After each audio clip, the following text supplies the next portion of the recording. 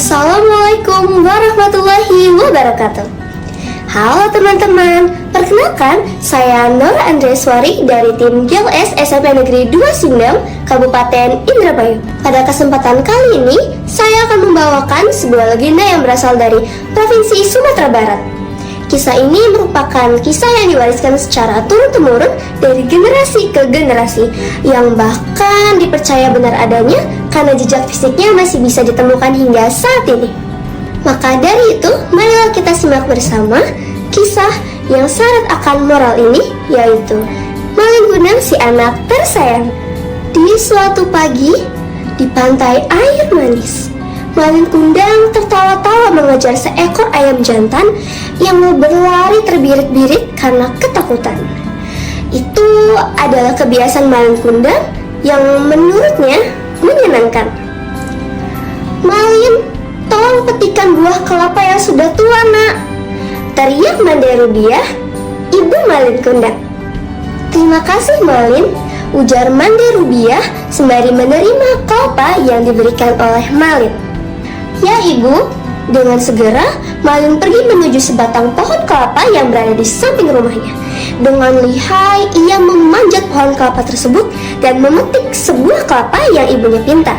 "Terima kasih, Malin," ujar Mande Rubiah sembari menerima kelapa yang diberikan oleh Malin. Ibu dan anak itu saling menyayangi.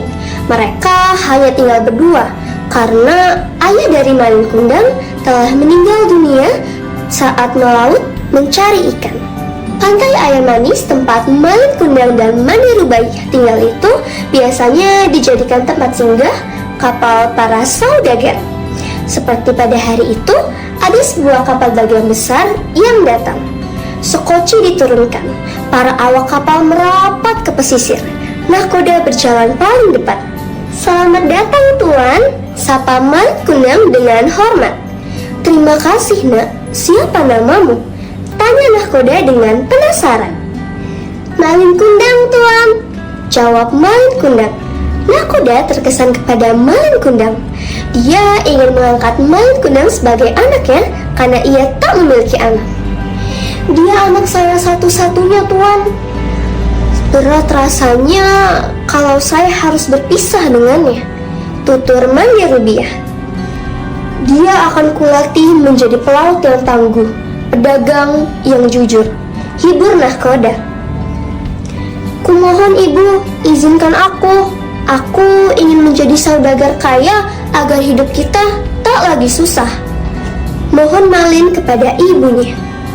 Meskipun terasa berat, pada akhirnya Mande Rubiah merelakan Malin Kundang untuk ikut berlayar. Dia hanya berpesan kepada Malin untuk tetap melaksanakan kewajibannya sebagai umat beragama. Malin Kundang tumbuh menjadi pelaut yang tangguh dan pandai berdagang. Ketika kapal mereka dibajak, ia dengan gigih memimpin perlawanan. Pada suatu ketika, nahkoda kapal meninggal kala melawan bajak laut. Awak kapal pun akhirnya sepakat untuk mengangkat Malin Kundang sebagai nahkoda mereka yang baru. Namun sayang, setelah menjadi nahkoda, Malin Kundang justru berubah menjadi sosok yang serakah. Ia mengambil harta dari kapal bajak laut yang ia kalahkan. Malin Kundang kemudian menikah dengan seorang gadis cantik, anak saudagar yang kaya raya. Ia sangat bahagia. Bahkan dirinya tak ingat akan ibunya yang mendoakannya siang dan malam. Pada suatu pelayaran, istri Malin Kundang ingin meminum air kelapa muda. Akhirnya Malin Kundang memerintahkan awak kapalnya untuk segera mencari pesisir pantai terdekat.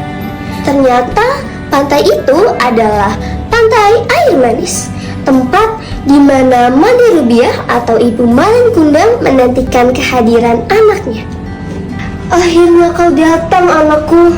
Ibu sangat merindukanmu," tutur Mande Rubiah. Ia dengan segera datang dan memeluk Malin Kundang dengan sangat erat. Namun tiba-tiba Malin Kundang mendorongnya. "Aku bukan anakmu. Aku bahkan tidak mengenalmu," kata Malin Kundang. Mande Rubiah sangat terkejut anak yang sangat ia sayangi, tega berkata demikian kepada dirinya.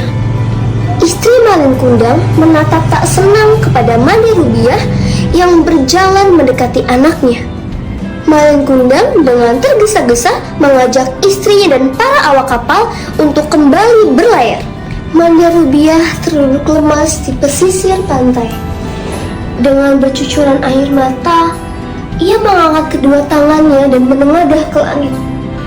Ya Tuhan, betapa sakitnya hatiku.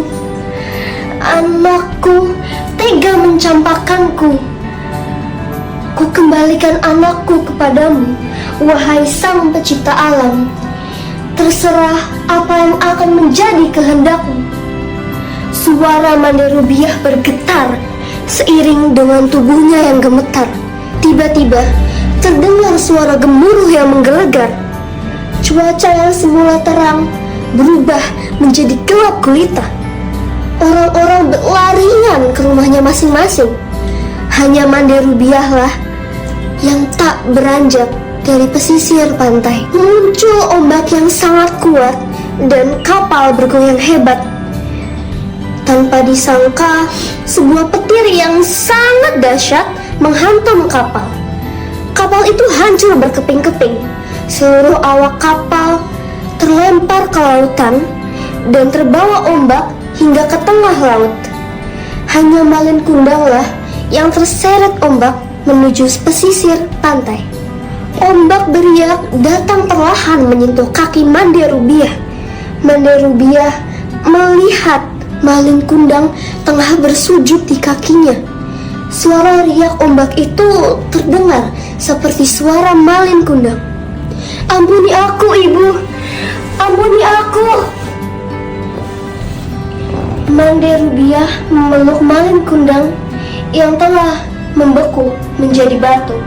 Aku telah mengampunimu, anakku, ujar Mande Rubiah sembari menangis. Kemudian Mande Rubiah mengangkat kedua tangannya sembari menengadah ke langit. Ya Tuhan, ampuni Malin, anakku tersayang. Sebagai penutup, legenda Malin Kundang mengajarkan kita untuk selalu menghormati dan berbakti kepada orang tua. Juga tidak melupakan asal-usul meskipun kita telah sukses. Sekian cerita yang dapat saya sampaikan. Mohon maaf bila ada salah kata. Terima kasih atas perhatian yang telah diberikan. Wassalamualaikum warahmatullahi wabarakatuh.